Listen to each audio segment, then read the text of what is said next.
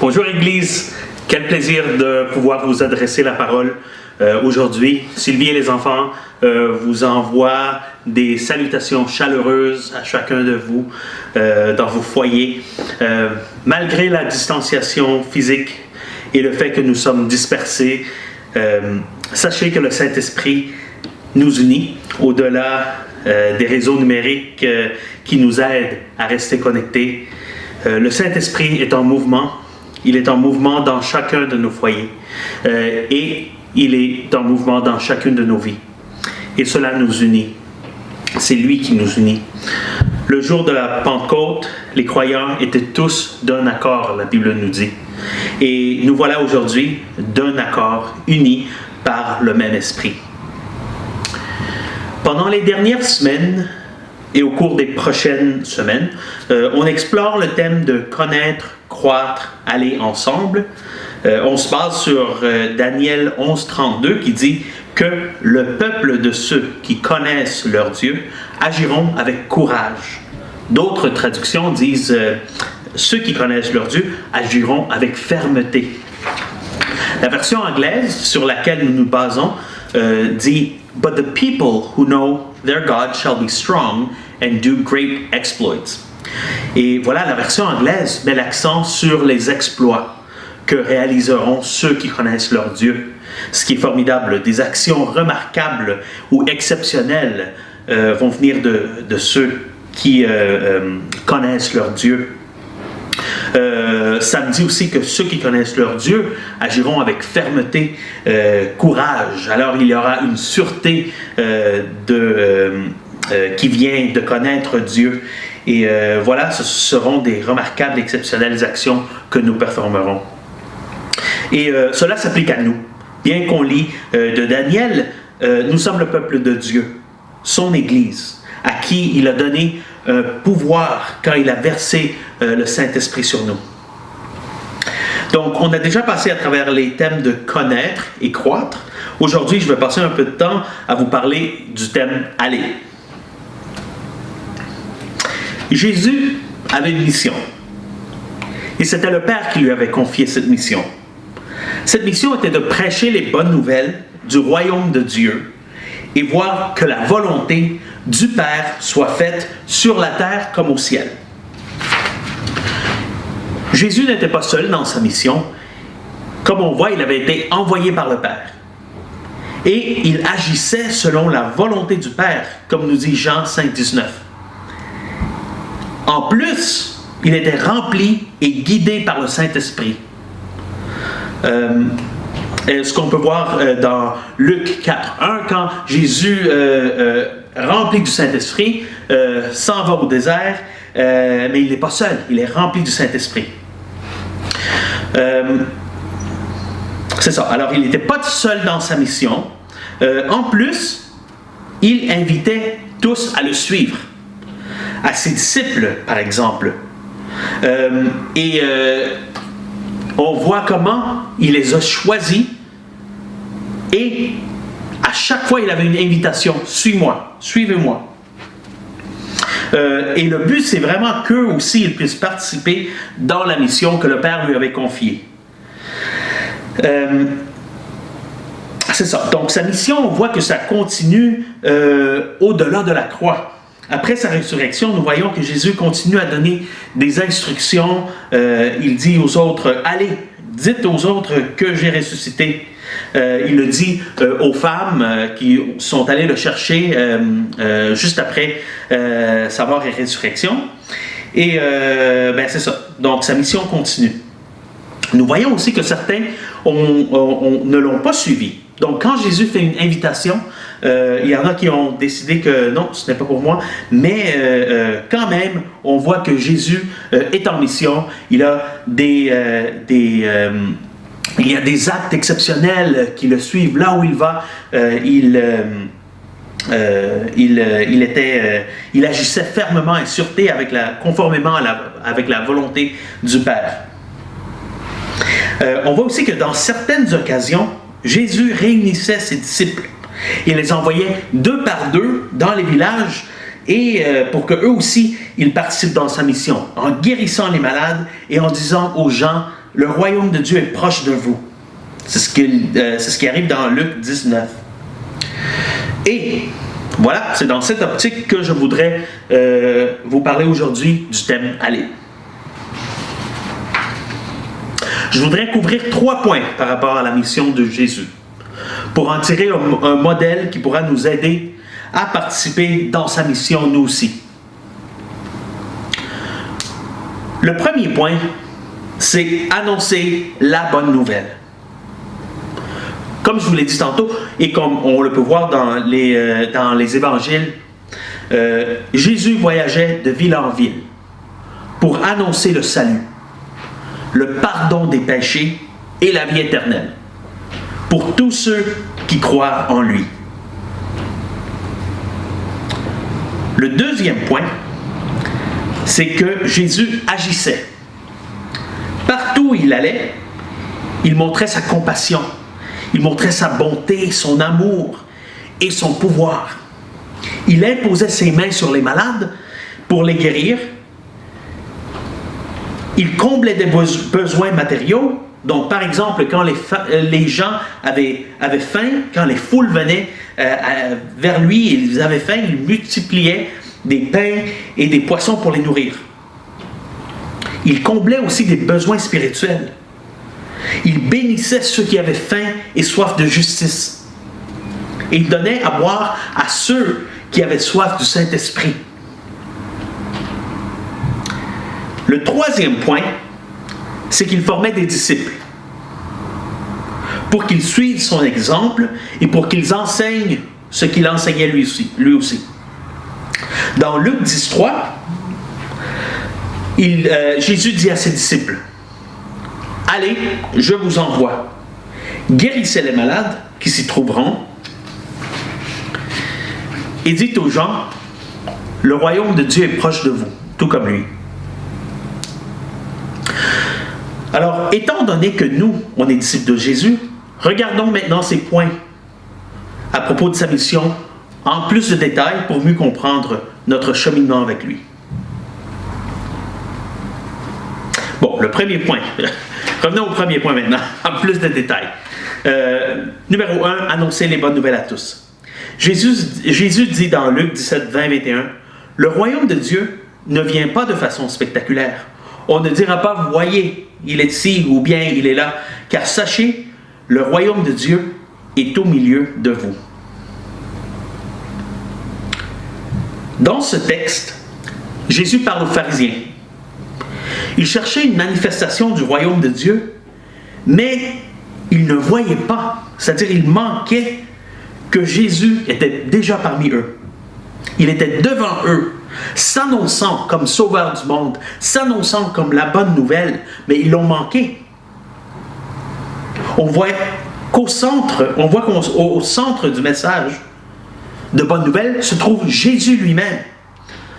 Son message était clair. Recevez-moi et recevez la vie éternelle. C'est lui la bonne nouvelle. Ce qui est encore une bonne nouvelle, c'est qu'il est encore parmi nous. Et le Saint-Esprit lui rend témoignage. Jean 15, 26 nous dit « Je ne vous laisse pas seul. » C'est Jésus qui parle. Il dit à ses disciples « Je ne vous laisse pas seul. Je m'en vais pour que je puisse envoyer mon Saint-Esprit. Recevez le Saint-Esprit, c'est ce qu'il dit, et je vivrai en vous. Je vivrai en vous. » C'est ce qu'il nous dit en résumé. De plus, il nous disait, il faut que je parte pour que je puisse vous envoyer le Saint-Esprit. Alors vous ne serez pas seuls. Pour nous qui sommes remplis du Saint-Esprit, notre message est simple aussi. Crois en Jésus, tes péchés seront pardonnés et tu auras la vie éternelle. Le fameux verset Jean 3, 16, 17 dit « Car Dieu a tant aimé le monde qu'il a donné son Fils unique, Jésus, pour que tous ceux qui croient en lui aient la vie éternelle. Dieu n'a pas envoyé son Fils dans le monde pour condamner le monde, mais pour sauver le monde par lui, par lui-même. Jésus lui-même est la bonne nouvelle. Et je trouve que parfois, on risque de compliquer le message. Et là, je me parle à moi-même aussi. Quand on prêche la parole de Dieu, quand on prêche la bonne nouvelle, des fois, on peut commencer à penser à tout ce que la Bible a à dire quand on partage l'Évangile avec quelqu'un. On se fixe sur les miracles, on essaie de voir comment cette personne réagirait si on dévoilait tout l'Évangile. Et vraiment, tout ceci est bon et s'accorde avec la volonté du Père. De voir son royaume établi dans la terre et de faire connaître l'amour du Père à travers son Fils. Alors, tous les miracles sont très bons et s'accordent. Et vouloir que quelqu'un connaisse tous les mystères dévoilés qui se trouvent dans la Bible, tout cela est bon. Mais le message clé, notre message clé en tant que disciple de Jésus, c'est de prêcher Jésus lui-même.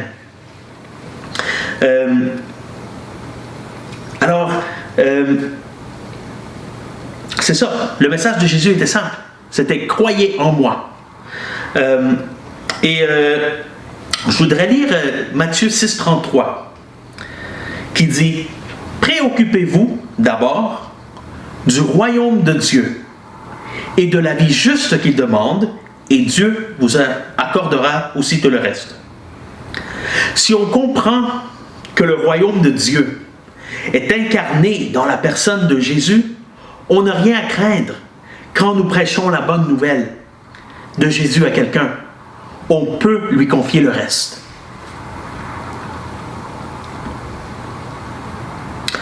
Le deuxième point que je vais aborder, c'est celui d'agir. Comme on a vu au début, ceux qui connaissent leur Dieu agiront avec fermeté, ils agiront avec courage, ils agiront et accomplir des exploits. Bon, agir. Lisons Jean 14, 12. Jésus dit, « Vraiment, je vous l'assure, celui qui croit en moi accomplira les œuvres que je fais. Il en fera même de plus grandes, parce que je vais auprès du Père. » Jésus ne parlait pas de bonnes nouvelles sans démontrer de façon concrète l'ampleur de ces bonnes nouvelles. Quand les gens avaient besoin d'être guéris, ils comblaient leurs besoins. Qu'il s'agisse de santé physique, qu'il s'agisse de santé mentale, qu'il s'agisse de santé spirituelle, tout était et continue à être sous son autorité.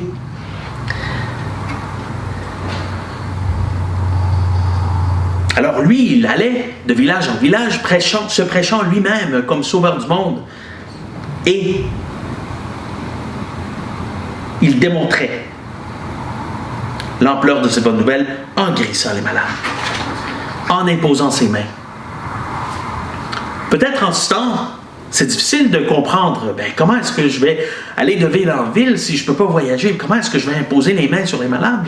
Si on est en pandémie, qu'est-ce que je fais? Peut-être on ne peut pas imposer nos mains sur les malades, mais nous avons la parole de Dieu. Hébreux 4,12 nous enseigne que la parole de Dieu est vivante et efficace. Elle est plus tranchante que toute épée à double tranchant et pénétrant jusqu'à la division de l'âme ainsi que de l'esprit et des jointures de la moelle. Je vais répéter la première partie pour qu'on comprenne tous qu'il n'y a pas de frontière pour la parole de Dieu. Il n'y a pas de barrière à la parole de Dieu. C'est écrit, la parole de Dieu est vivante et efficace. Cela veut dire que peu importe si on peut imposer les mains sur les gens ou non, peu importe qu'on puisse voyager ou non, peu peu importe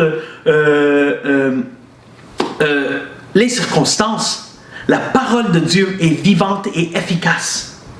Et nous avons la parole de Dieu en nous. Avec le Saint-Esprit en nous, nous avons ce pouvoir de pouvoir parler aux circonstances, de pouvoir déclarer aux circonstances, de pouvoir guérir comme Jésus a fait avec le centurion qui a demandé à Jésus de guérir son serviteur qui était malade.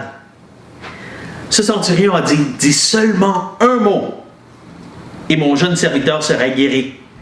Et ensuite Jésus, étonné par la foi de cet homme, prononce ces mots avec sa parole vivante et efficace et son serviteur est guéri. Et voilà notre exemple à suivre. Voilà comment on agit avec fermeté, avec courage, avec sûreté, que n'importe ce qu'on demande au Père, au nom de Jésus, pour établir son royaume sur terre, pour établir sa volonté sur terre, tout comme elle est établie dans le ciel.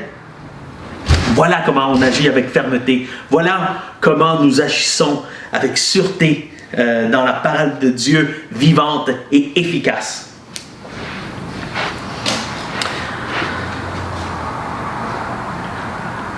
Le troisième point, c'est faire des disciples.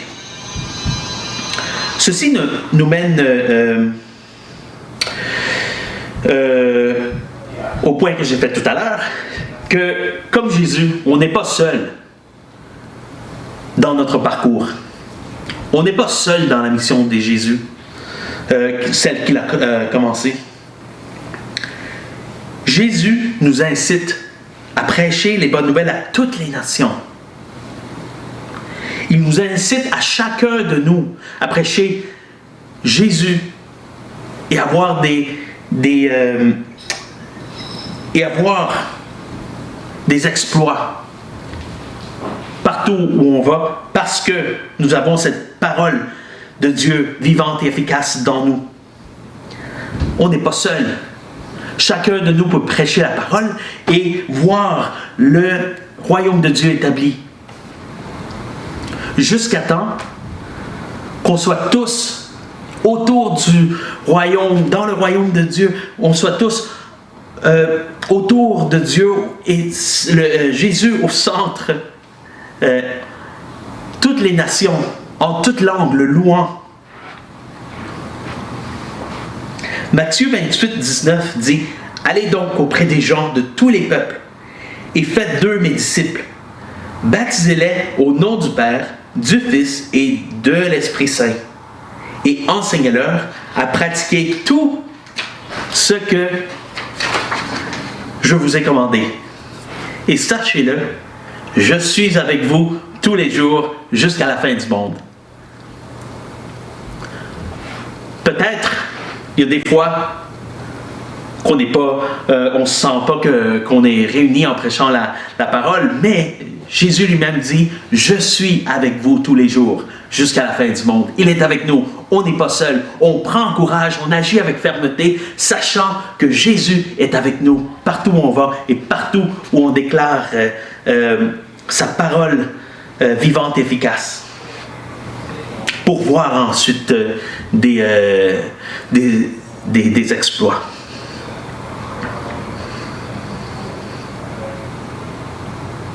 Nous sommes tous ensemble. Nous avons tous des dons, des talents. Et seul, on ne peut pas franchir le monde. On a besoin de chacun de nous, des dons et des talents que Dieu a déposés, que le Saint-Esprit est en train d'éveiller en ce moment, pour que tous, on puisse aller dans cette mission, suivre Jésus dans ce parcours. Nous sommes une église, et ensemble, on va toucher le monde. Jusqu'à ce que la connaissance de la gloire du Seigneur couvre la terre. Toutes les nations, jusqu'à temps que toutes les nations entourent le trône de l'agneau sacrifié pour nous donner la vie.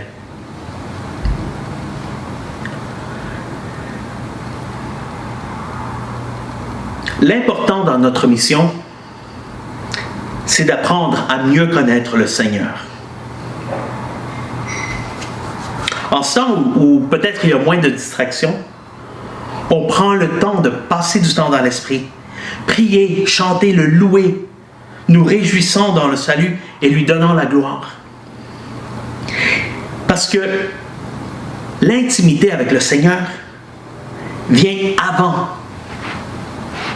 de partir en mission. Je vais vous donner un exemple qui vient des évangiles, encore une fois. On voit que quand Jésus demande à Pierre, il dit, « Pierre, qui dis-tu que je suis? » Et Pierre lui répond, « Tu es le Fils de Dieu. » Après cela, Jésus lui montre son parcours, il lui montre son cheminement.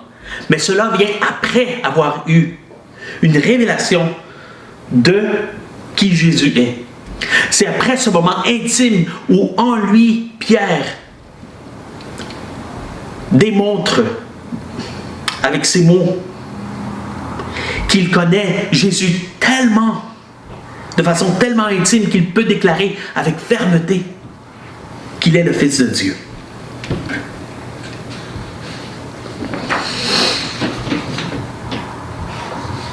L'intimité vient aussi avec de la prière, d'être en communication avec le Seigneur.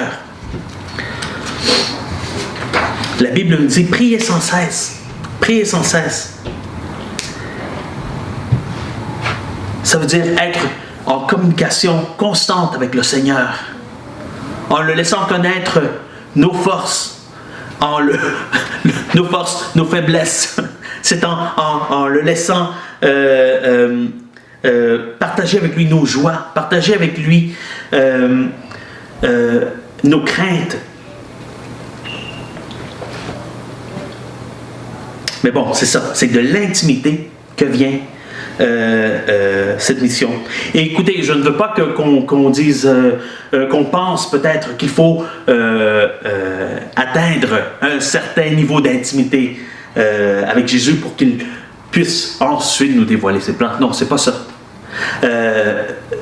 Parce que le Seigneur veut se faire connaître. Il veut se faire connaître. Il veut nous faire connaître ses plans. Alors, que tu sois au début de ton cheminement, que tu sois dans ton cheminement après des années d'avoir passé avec le Seigneur, peu importe, parce qu'il veut nous amener dans ce plan. Dans les évangiles, on voit que le Seigneur, après avoir connu quelqu'un, il leur dit, « Oui, suis-moi, je vais te montrer mes plans. » Donc, il n'y a pas de niveau qu'il faut atteindre. Non. C'est vraiment le contraire. Je pense maintenant à la foi d'un enfant qui dit oui quand tu leur montres certains plans, tu leur dévoiles un plan et ils veulent te suivre. Il y a une joie, il y a un enthousiasme et le Seigneur prend cet enthousiasme, il dit oui, je vais te montrer mes plans, je veux te montrer mes plans. Suis-moi. Bon, là, finalement,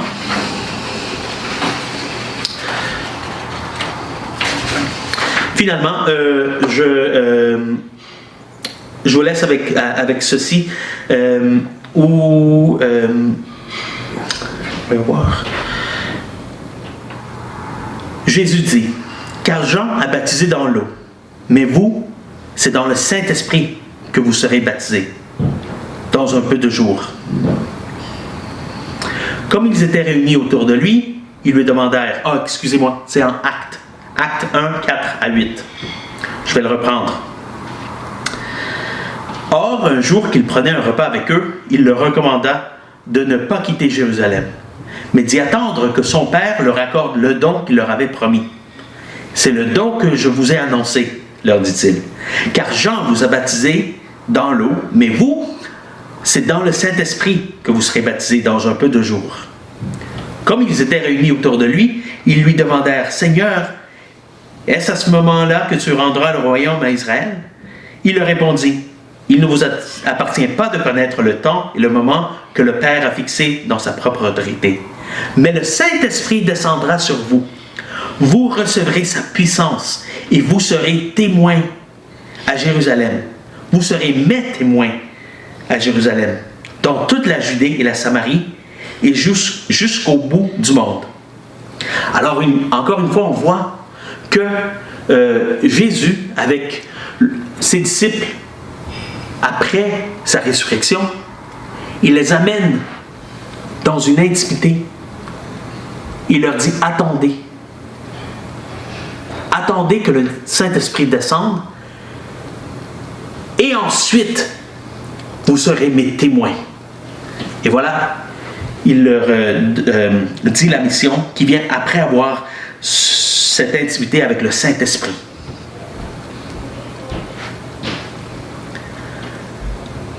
Cela est une clé dans la mission dont Jésus nous appelle.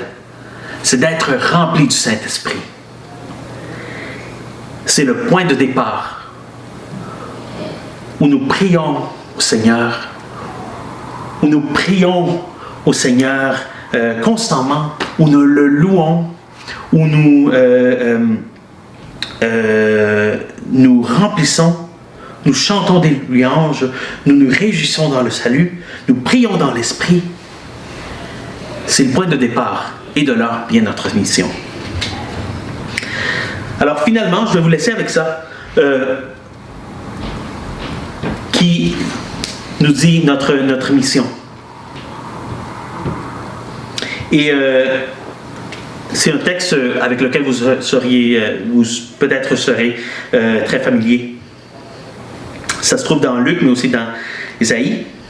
C'est le Seigneur Dieu me remplit de son esprit, car il m'a consacré et m'a donné pour mission d'apporter aux pauvres une bonne nouvelle et de prendre soin des désespérés, de proclamer aux déportés qu'ils seront libres désormais et de dire aux prisonniers que leurs chaînes vont tomber, d'annoncer l'année où le Seigneur montrera sa faveur à son peuple, le jour où notre Dieu prendra sa revanche sur ses ennemis, d'apporter un réconfort à ceux qui sont en deuil. Il porte le deuil de Sion, mais j'ai mission de remplacer les marques de leur tristesse par autant de marques de joie, la cendre sur leur tête par un splendide turban, leur mine douloureuse par une huile parfumée, leur air pitoyable par un habit de fête. Alors que Dieu vous bénisse, et je prie en ce moment que le Seigneur puisse vous remplir de son esprit, de vous remplir de sa joie, pour que ensemble on puisse prêcher les bonnes nouvelles, on puisse agir avec fermeté et agir avec courage, voir des exploits et ensuite faire des disciples. Que Dieu vous bénisse.